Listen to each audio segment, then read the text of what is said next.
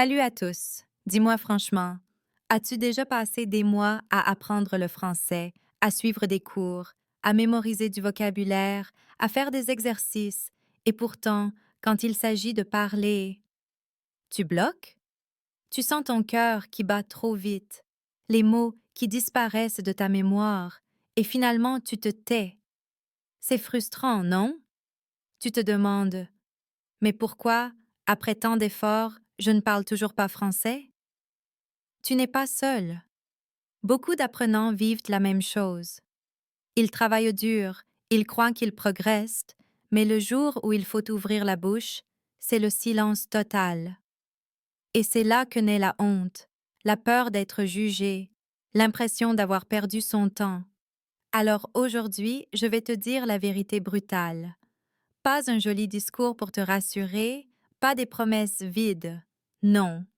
Je vais t'expliquer, sans détour, les vraies raisons pour lesquelles tu ne parles toujours pas français, malgré tous tes efforts. Et surtout, je vais te montrer comment renverser la situation. Parce que oui, il y a une explication logique, et oui, tu peux changer les choses. Mais pour ça, tu dois être prêt à entendre la vérité, même si elle fait un peu mal. Tu es prêt? Alors reste bien avec moi, parce que ce que tu vas découvrir aujourd'hui pourrait transformer complètement ta façon d'apprendre le français. Je me souviens encore d'un après-midi pluvieux à Paris, il y a quelques années. J'étais assis dans un petit café près de la station Odéon. Devant moi, un cahier rempli de notes de grammaire, des verbes irréguliers soigneusement conjugués, des listes de vocabulaire surlignées de toutes les couleurs. Sur le papier, j'étais prêt. Dans ma tête, je croyais que je maîtrisais déjà assez de français pour tenir une conversation simple. Alors quand le serveur s'est approché avec son bloc-notes et m'a lancé un simple «Qu'est-ce que je vous sers?»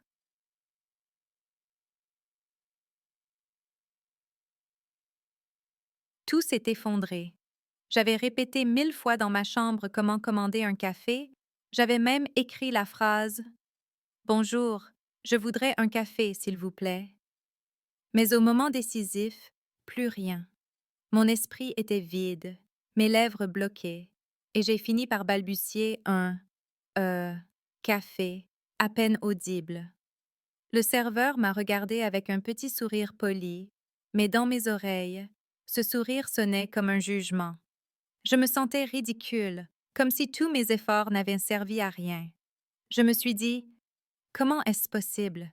J'ai appris pendant des mois, et je ne suis même pas capable de commander un café correctement. Ce jour-là, j'ai ressenti une énorme frustration. Et le pire, c'est que ce n'était pas la première fois. Au supermarché, incapable de demander où se trouvait le pain.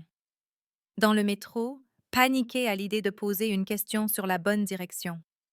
Avec des amis français, trop timides pour oser participer à la conversation. Chaque situation devenait un miroir cruel. Mes cahiers étaient pleins, mais ma bouche restait fermée. Plus j'apprenais, plus j'avais l'impression de m'enfermer dans une prison invisible. Une prison faite de peur, de doute et d'un sentiment constant d'échec. Et je sais que tu comprends ce que je veux dire. Peut-être que toi aussi, tu as vécu cette scène. Tu entends la question d'un Français, tu comprends à peu près, mais au moment de répondre, c'est le néant. Tes pensées se bousculent. Et si je me trompe? Et si on se moque de moi? Et si je n'arrive pas à finir ma phrase? Alors tu préfères te taire. Tu hoches la tête, tu souris, tu fais semblant. Mais au fond de toi, tu bouillonnes. C'est une situation profondément décourageante. On a l'impression d'être un imposteur. Sur le papier, on connaît du vocabulaire, on fait des exercices, on coche toutes les cases, mais dans la vraie vie, on reste spectateur. Et ce décalage fait mal. Moi, je me revois rentrer chez moi ce soir-là, trempée par la pluie, avec cette sensation d'échec collée à la peau. J'ai ouvert mon cahier, j'ai regardé mes notes, et j'ai pensé, à quoi bon? J'avais envie de tout abandonner. Les jours suivants, la scène du café me hantait encore. Chaque fois que je passais devant une terrasse parisienne, Je revivais ce moment humiliant, le serveur qui attend, mon silence, mon cœur battant à toute vitesse, et cette impression d'être transparent, incapable de m'exprimer. Je continuais d'étudier, bien sûr. Je passais des heures à apprendre par cœur des conjugaisons, à réciter des listes interminables de vocabulaire.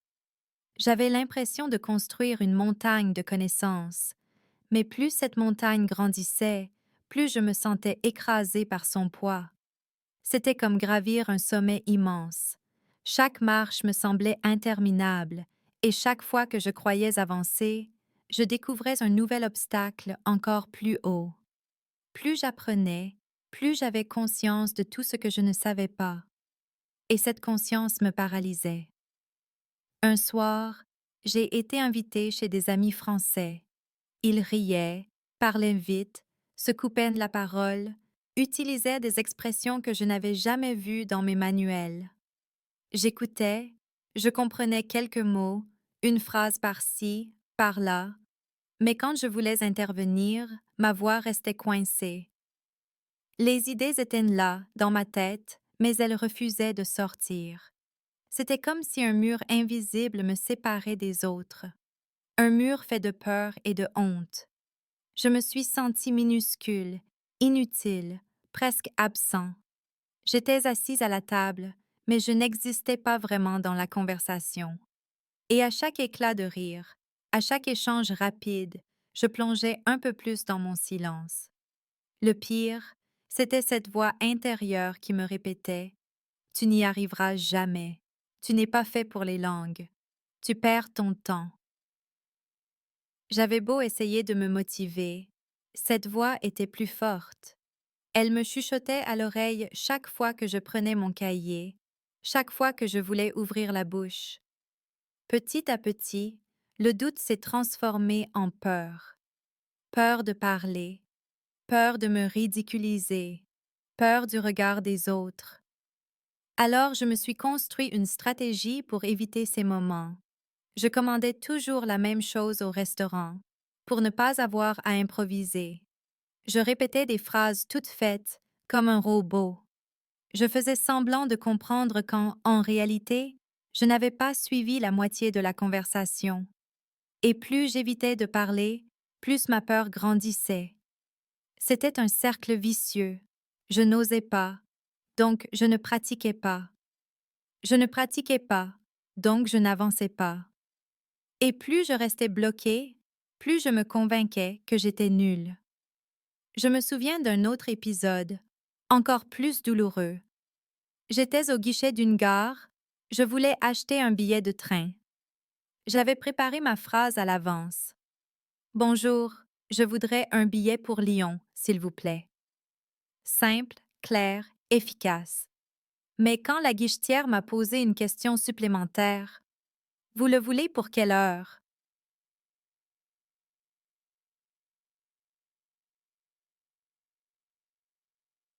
J'ai perdu pied. Je n'ai pas compris immédiatement, j'ai bafouillé, je me suis emmêlée, et finalement, elle a basculé en anglais. Ce basculement m'a fait l'effet d'une gifle.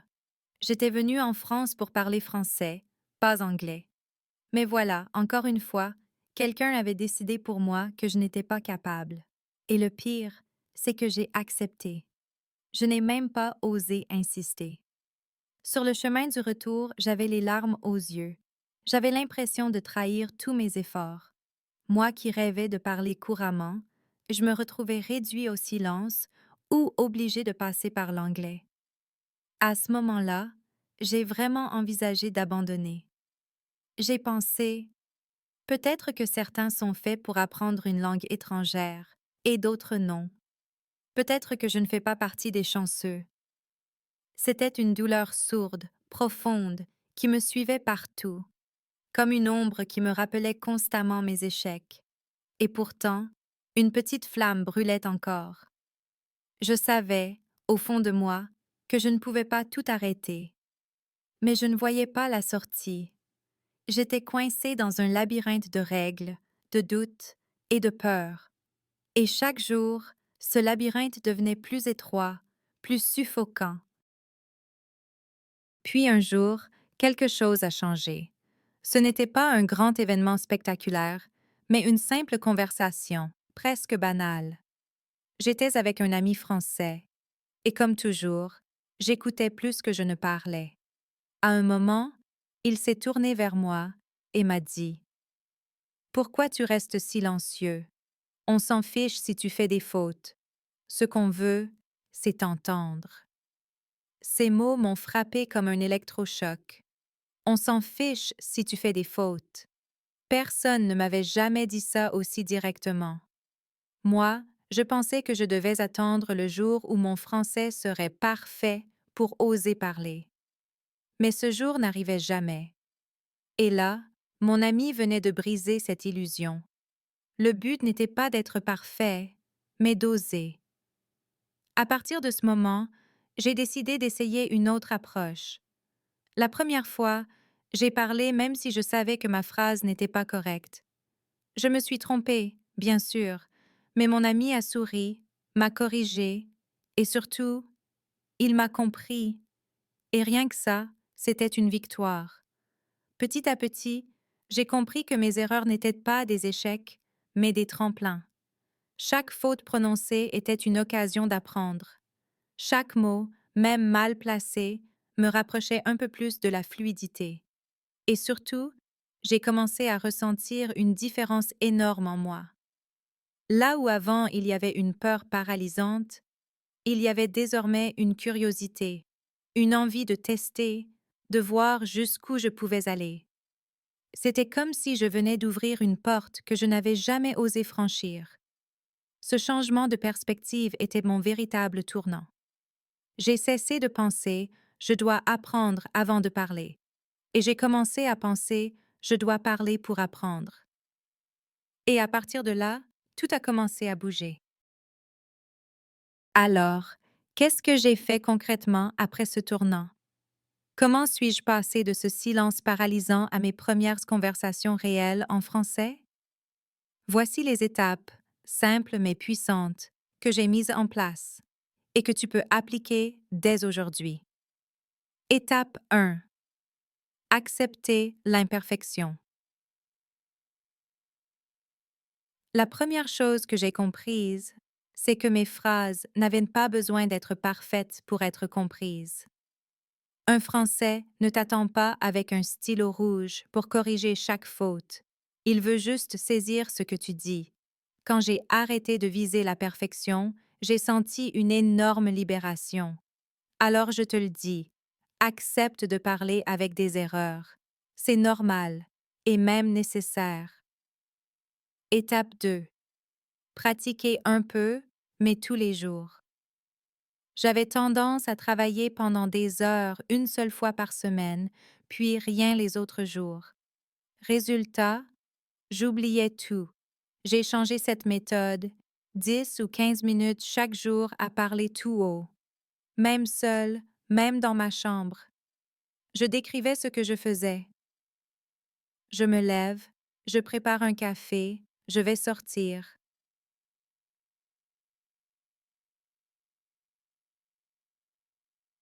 Ce petit rituel quotidien a complètement transformé ma confiance. Étape 3. Utiliser le miroir.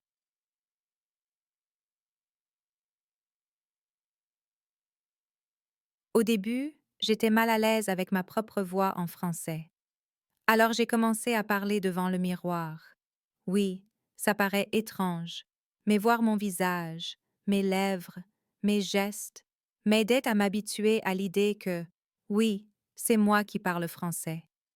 Et petit à petit, cette gêne a disparu. Étape 4. S'enregistrer et s'écouter. La première fois que je me suis enregistrée, j'ai été choquée. Mon accent me semblait horrible, mais en réécoutant, j'ai aussi remarqué des progrès. J'ai pu identifier mes points faibles et les travailler. Ce simple exercice m'a donné une nouvelle conscience de mes forces et faiblesses. Étape 5.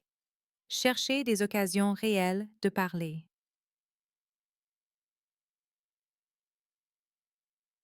Les cahiers et les applications, c'est bien, Mais rien ne remplace une vraie interaction. J'ai commencé petit, dire bonjour au boulanger, poser une question simple à un voisin, oser demander mon chemin. Ces mini-conversations m'ont donné une dose d'adrénaline et de fierté. Et avec le temps, je suis allée plus loin. Participer à des tandems linguistiques, rejoindre des groupes de conversation. Étape 6. Transformer la peur en jeu. Avant, chaque erreur était une blessure. Désormais, chaque erreur est devenue un point gagné. J'ai inventé ma règle. Plus je fais d'erreurs, plus je progresse. Chaque fois que je me trompais, je souriais et je notais la correction. Et crois-moi, ça change tout. Étape 7. Créer une routine plaisir. Apprendre ne doit pas être une torture. J'ai commencé à regarder des séries en français, écouter de la musique, lire des BD. Comme ça, le français sortait du cadre scolaire et entrait dans ma vie quotidienne. Et plus je m'amusais, plus j'apprenais naturellement. La grande leçon que j'ai retenue est simple. Parler une langue, ce n'est pas accumuler des règles, c'est oser l'utiliser, encore et encore, jusqu'à ce que ça devienne naturel. Quand j'ai cessé d'attendre le bon moment, quand j'ai osé parler dès maintenant, même mal, c'est là que la magie a commencé. Mon français n'était plus un projet théorique, c'était une compétence vivante que je pouvais utiliser dans ma vie de tous les jours. Et toi aussi, tu peux vivre ce changement. Commence par une phrase, aujourd'hui. Dis-la à voix haute, même si personne ne t'écoute, même si tu te sens ridicule.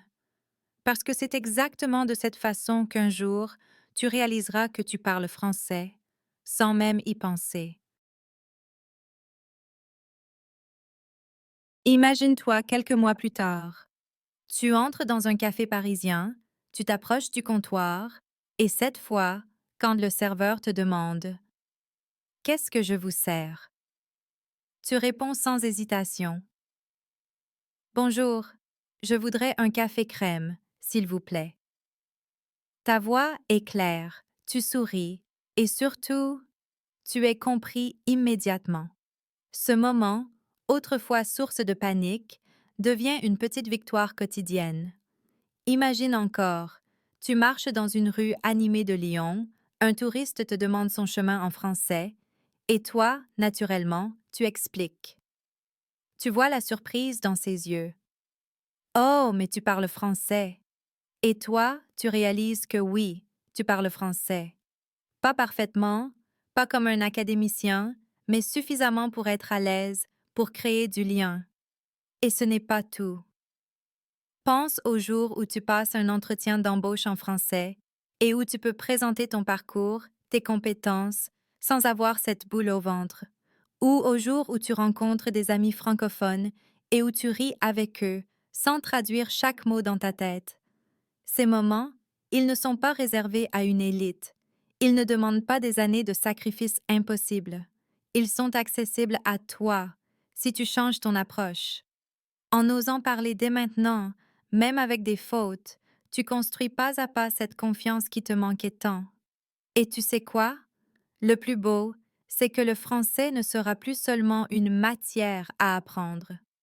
Il deviendra une partie de toi, une clé qui ouvre des portes.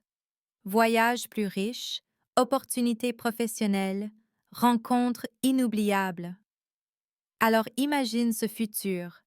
Toi, libre de t'exprimer, sans peur, sans blocage. Toi, vivant pleinement en français. Ce futur, il commence aujourd'hui avec une seule décision, celle d'oser parler. Alors, résumons.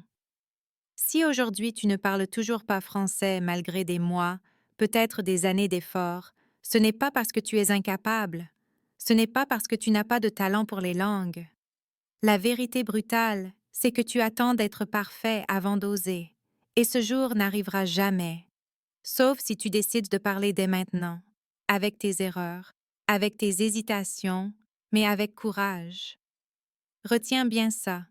Chaque phrase, même maladroite, est une victoire. Chaque mot prononcé te rapproche un peu plus de la fluidité. Tu es plus fort que tu ne le crois, et surtout, tu es déjà capable de plus que tu ne l'imagines. Alors je t'encourage, dès aujourd'hui, à franchir ce pas. Dis une phrase, ose une question, essaie une petite conversation. Tu verras, tu ne seras pas jugé, tu seras compris. Et c'est ça, la vraie progression. Si cette vidéo t'a aidé, pense à mettre un j'aime, à la partager avec d'autres apprenants qui vivent les mêmes difficultés et surtout, abonne-toi à Voyage en français. Ici, tu trouveras d'autres vérités parfois brutales, mais toujours utiles, pour avancer et enfin parler français avec confiance. C'est ton moment. Ose. Le français n'attend que toi.